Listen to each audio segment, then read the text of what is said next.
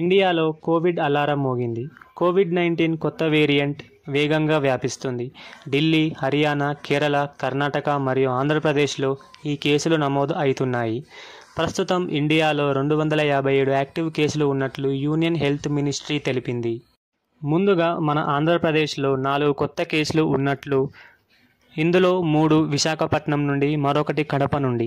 Health minister Satyakumar Yadav గారు మేము ఎలాంటి వేరియంట్ని అయినా ఎదుర్కొనేందుకు సిద్ధంగా ఉన్నామని తెలిపారు. ఇది ఇలా ఉంటే కేరళలో మాత్రం కోవిడ్ తన పంజా విసురుతుంది. 273 కేసులు నమోదు అయినట్లు కేరళ హెల్త్ మినిస్టర్ తెలిపారు.